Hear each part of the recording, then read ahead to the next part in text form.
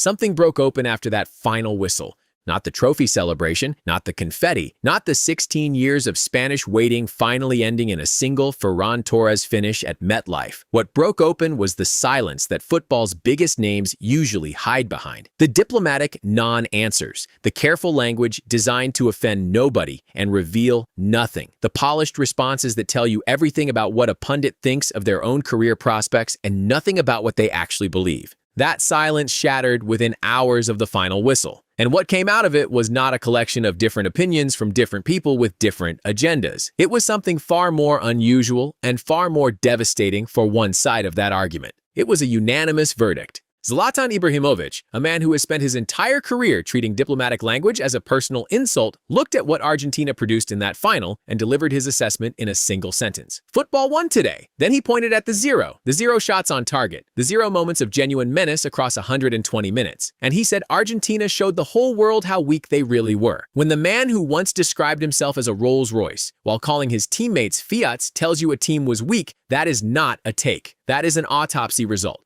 But before we get into everything the football world said, and they said a lot, subscribe right now, because what is coming next on this channel is the full tournament retrospective, and every single storyline from this World Cup deserves its own breakdown. Subscribe so you do not miss a single one. Now let us actually talk about what happened in New Jersey, because the context matters before the verdicts land properly. Spain were extraordinary at this World Cup in a way that the scorelines almost undersell. They went through the entire tournament without losing a match. They conceded 1 goal, across 7 matches against 48 nations, all trying to score. They gave away 1 goal and won the World Cup. Their pressing was so suffocating and so collectively organized that Thierry Henry, watching from a studio, was not even paying attention to what Spain were doing with the ball. He was watching what they did without it. And what he saw, he said, was 11 players functioning as a single organism, hunting the ball back within 3 passes every single time possession was lost, covering every angle, cutting off every escape route, leaving opponents nowhere to breathe.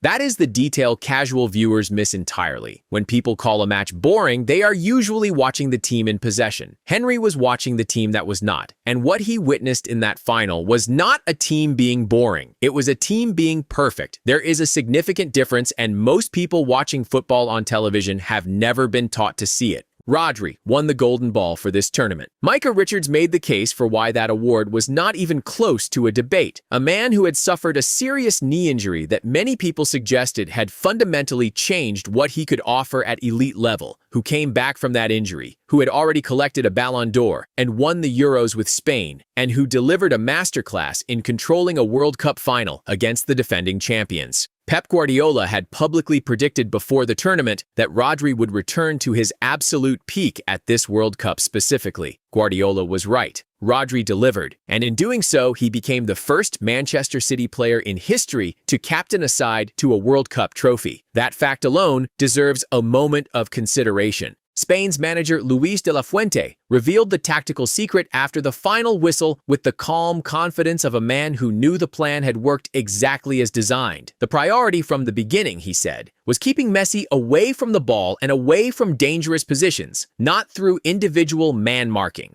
through collective pressure so organized and so relentless that the ball simply never arrived at Messi's feet in the spaces where he does his damage. And then De La Fuente said the line that should frighten every team entering the next cycle of international football. If it had not been for Argentina's goalkeeper, he said, Spain would have won by more. Look at the numbers, and that statement is not arrogance. It is arithmetic. Emiliano Martinez made 11 saves in the World Cup final. 11. A record for the fixture that stands alone in the history of the competition. He was the best player on the pitch by any honest statistical measure. He kept Argentina alive long past the point where the match had logically ended, and he still finished on his knees as a runner-up because the team in front of him could not produce a single shot on target in 120 minutes. All that brilliance, all those saves, and nothing to show for it except the specific and particular devastation of being the best player in a final and still losing. Martinez has always been a polarizing figure. The theatrics, the mind games, the penalty shootout psychology that has made him the most feared goalkeeper in those moments. On the night he produced arguably the greatest individual goalkeeping performance a World Cup final has ever seen, none of it was enough. There was no shootout to manipulate, just 120 minutes of standing in a storm alone, and eventually the storm broke through. Now, the other side of this story, because this is where the football world stopped being polite. Roy Keane drew the line first. Roy Keane, a man who spent his playing career happily on the edge of what is acceptable and occasionally well past it, who has never once in his broadcasting life expressed discomfort with physical football, looked at what Argentina did in and around that final and said simply, "You have to take your medicine." His specific point was pointed and deliberately chosen. These were the same Argentina players who had spent the semifinal against England winding up opponents, playing on the edge, using every psychological and physical tool available. And when Spain gave some of that back in the final, Argentina discovered they were significantly better at giving it than receiving it. In football, that observation is close to the worst thing you can say about a team. Gary Neville went further. He called what Argentina did a disgrace, and he said it on live television in a context that made it impossible to dismiss as heat-of-the-moment hyperbole, because Neville spent the same breath praising their competitiveness, acknowledging their fight, admitting his respect for what Messi has carried this team through across 4 years and 6 World Cups. That is what gave the word disgrace its full weight. This was not someone who dislikes Argentina. This was someone who respects them enormously, telling the world that they had disgraced themselves. Alan Shearer described Leandro Paredes throwing multiple physical strikes at opponents after the final whistle and said there was simply no place for it anywhere in football, let alone in a World Cup final. "Everyone understands what losing feels like," Shearer said. "Everyone knows what it costs to get to a final and fall short, but there is a manner in which you lose, and Argentina in those closing minutes refused to find it." Joe Hart needed 2 words: disgusting behavior. He added that Argentina could have no complaints whatsoever about the result, and while he understood why Rodri eventually responded after 120 minutes of being targeted, he could not defend what Argentina's players chose to do when the match was already decided and the only thing left to play for was dignity. Wayne Rooney watched Paredes continue long after Spain had already been crowned champions and called it embarrassing. Not heat of the moment, not the rawness of fresh defeat expressing itself poorly. Embarrassing. From a player who should know better, who is better than that, who chose in that moment not to be. Now let us actually look at what sparked it, because the footage exists and it tells a specific story. As Spain's substitute sprinted onto the pitch in celebration, Rodri jogged past Nahuel Molina. Molina punched him in the chest. Not a shove, not a chest bump, a punch. Rodri stopped, turned, and squared up. Eric Garcia moved to separate them, and Paredes arrived, grabbed Garcia by the throat, threw him to the ground, then swung at Gavi and knocked him down too. On the other side of the pitch, Nicolas Otamendi got into Rodri's face and told him he had been crying all week, accusing Spain of lobbying referees before the final.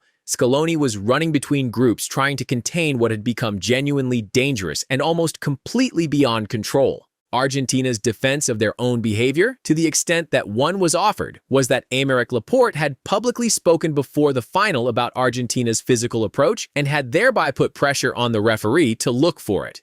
This is an extraordinary argument. The suggestion that accurately predicting how Argentina would play constitutes some kind of unfair influence on officials. We are not the problem. The problem is that people correctly described us in advance. That is the argument. That is what they went with. Scaloni, to his credit, did not hide in that press conference. He sat in front of the cameras with genuine tears streaming down his face and admitted the thing that all the noise and the brawling and the post-match chaos almost buried completely. Spain were better. He said it directly. They deserved to win. He called Messi the greatest footballer ever to walk onto a pitch, marveled that at 39 years old, this man is still doing what he did to reach this final, and then said something that felt like a farewell without quite saying it. Putting together another group like this, he suggested, might simply never be possible. The combination of talent and belief and collective identity that this Argentina squad had developed over 4 years was specific to these players at this moment and may not be reproducible.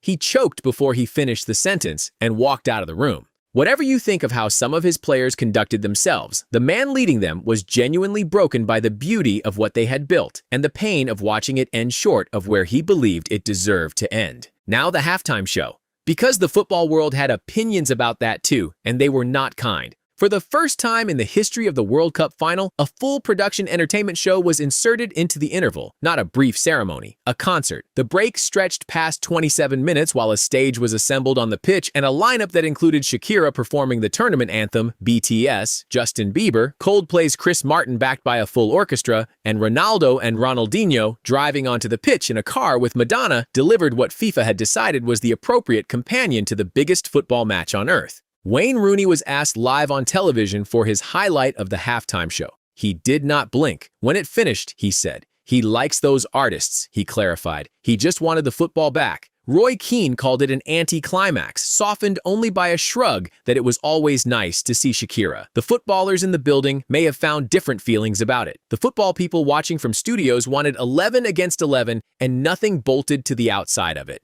Even in that verdict, the consistency was remarkable.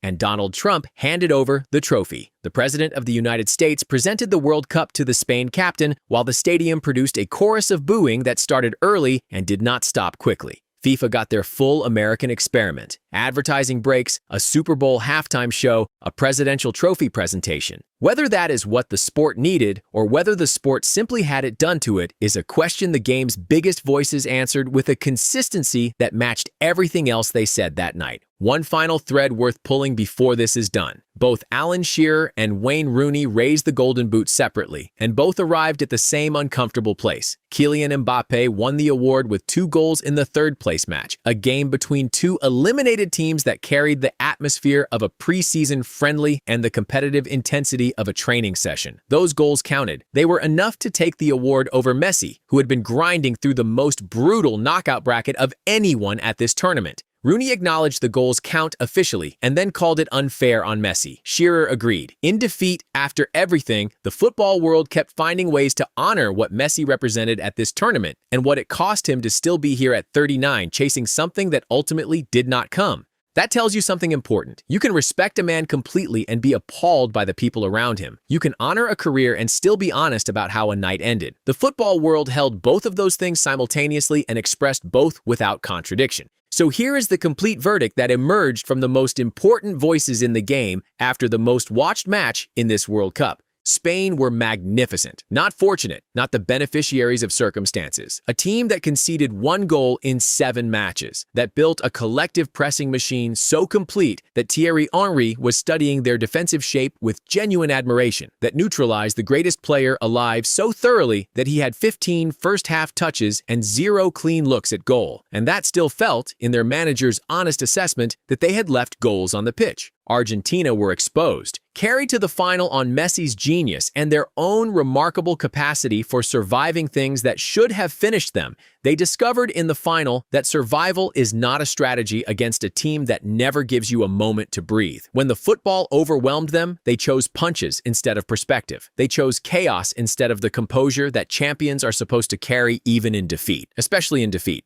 Zlatan said football won. Henry said the defensive discipline was remarkable. Keane said, take your medicine. Neville said disgrace. Hart said disgusting. Shearer said no place for it. And Scaloni, through genuine tears, said the only thing a beaten man with genuine class eventually says. They were better. That is the reality. When the winners and the losers and every respected voice in between all point at the same 2 things, a Spanish team that was simply magnificent and an Argentine team that could not lose like the champions they had been for 4 years. It stops being opinion. It is just the truth. Which verdict hit you hardest? Zlatan's cold assessment, Keane telling Argentina to take their medicine, Neville calling it a disgrace, or Scaloni walking out of his own press conference in tears? Drop it in the comments below and tell me what you think. I read every single one, and subscribe right now because the full tournament retrospective is coming, and this World Cup gave us more to talk about than any in living memory. Every hero, every villain, every moment that changed everything. Do not miss it.